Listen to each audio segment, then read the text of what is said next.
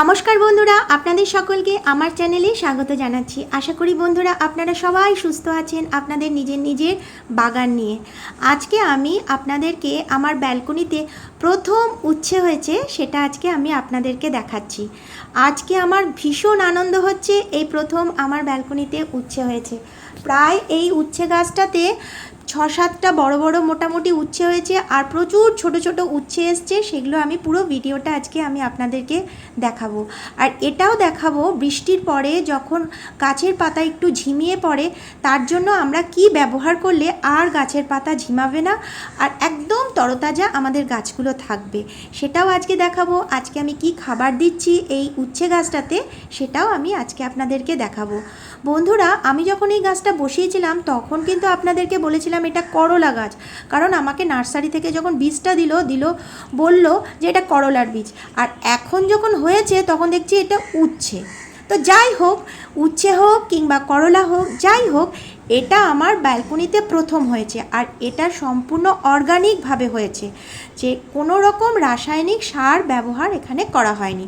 তাই বাজারে যে সমস্ত সবজি পাওয়া যায় তার থেকে আমার এই ব্যালকনির উচ্ছেগুলোর দাম অনেক অনেক বেশি, কারণ এখানে কোনো রকম ভেজাল নেই।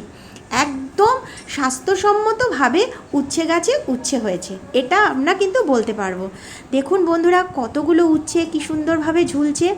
আমি ভালোভাবে এই উচ্ছে গাছটার জন্য মাচা তৈরি করতে পারিনি, কারণ ঠিক প্ল্যান করে যে একটা মাচা তৈরি করা সেটা এবার আমার হয়ে ওঠেনি। তো আমি ভেবেছি নেক্সট টাইম যখন আমি আবার উচ্ছে গাছ কি করলা গাছ বসাবো, এই লতানো জাতীয় গাছগুলো, তখন আমি সুন্দর করে একটা ভালোভাবে প্ল্যান করে আগে থেকে একটা মাচা করে নেব। তো আজ এইবার আমি দড়িগুলো এদিক ওদিক করে গ্রিলের সাথে বেঁধে একটা মোটামুটি একটা মাচা ব্যবস্থা করেছি।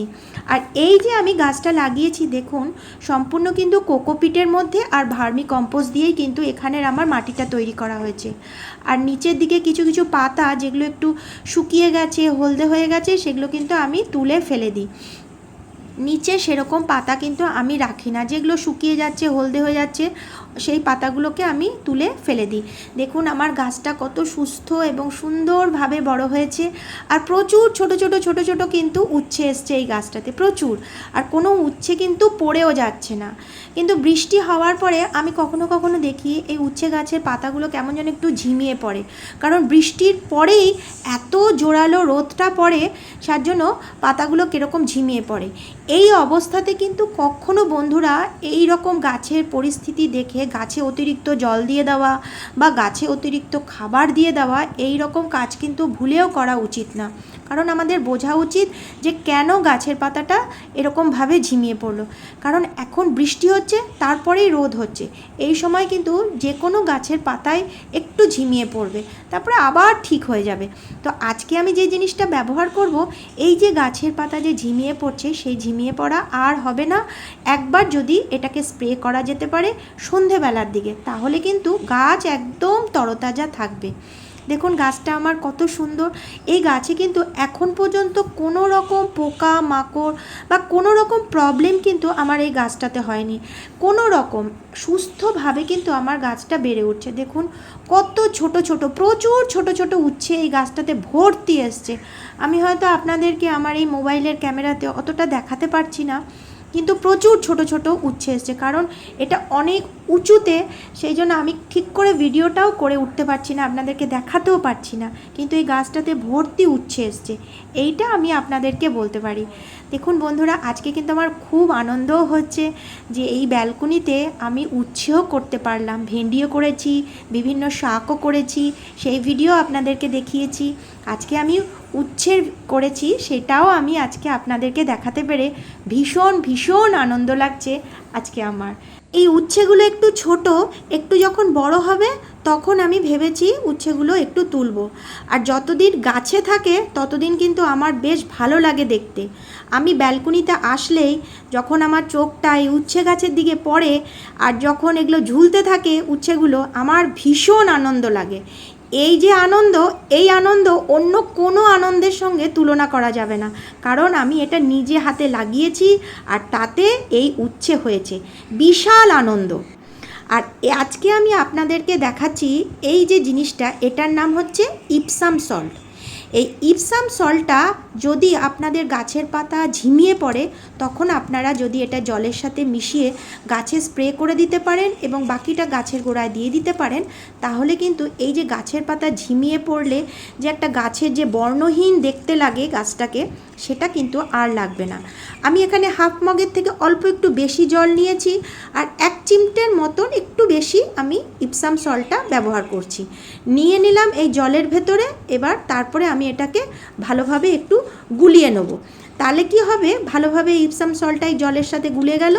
এবার আমি স্প্রে বোতলে এটাকে ঢেলে নেব। যে কোনো কারণেই আমাদের গাছের পাতা ঝিমিয়ে পড়তে পারে। কী কারণে গাছের পাতাটা ঝিমিয়ে পড়ছে সেটা আগে জানা দরকার। সেটা না জেনে অতিরিক্ত গাছে জল দিয়ে দিলাম বা খাবার দিয়ে দিলাম, এই ধরনের ভুল কিন্তু কখনোই গাছের করা উচিত না।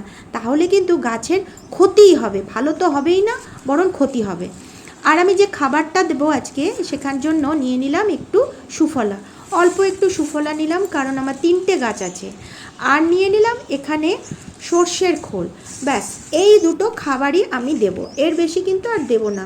আগামী 20 দিন আমি আর কোনো খাবার দেব না, শুধু এইটা আজকে দিয়ে দেবো। তো মাটিটা তো দেখতেই পাচ্ছেন একদম হালকা, যেহেতু কোকোপিট আর ভার্মি কম্পোস্ট দিয়ে তৈরি, আমার হাতে দিয়েই মাটিটা হালকা করা যায়। তো ওপর থেকে আমি খাবারটাকে একটু ছড়িয়ে দিলাম, দেখুন গাছের গোড়ার ওপর দিয়ে ছড়িয়ে দিলাম, পুরোটাই ব্যবহার করে ফেললাম। এইবার আমি মাটিটাকে একটু ওলটপালট করে দিলাম। আর খুরপির ব্যবহার করতে হয় না, আমি হাত দিয়েই সম্পূর্ণটা করতে বেশি কমফোর্ট। তো পুরোটা দিয়ে দিলাম। এবার দেখুন ব্যবহার করা হয়ে গেল। এখনও আমি কিন্তু কোনো জল কিন্তু দিচ্ছি না।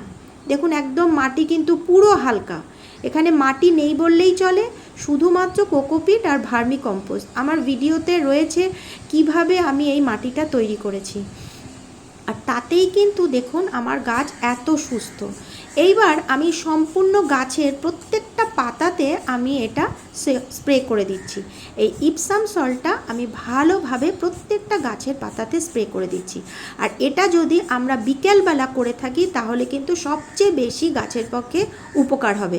রৌদ্রে যখন থাকবে গাছ, রোদ্দুর যখন পড়বে গাছে, তখন কিন্তু বন্ধুরা এটা একদম স্প্রে করবেন না, তাতে কিন্তু গাছের ক্ষতি হবে। সূর্য অস্ত যাওয়ার পরেই তখনই এটা স্প্রে করবেন।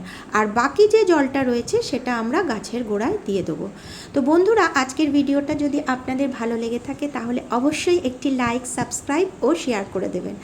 আগামী 2 দিন কিন্তু আমি আর এখানে কোনো রকম জল দেব না, যেহেতু এখানে কোকোপিট আছে। তো বন্ধুরা, আজকের ভিডিওটা এখানেই শেষ করছি। আপনারা সবাই খুব ভালো থাকবেন। অনেক অনেক ধন্যবাদ।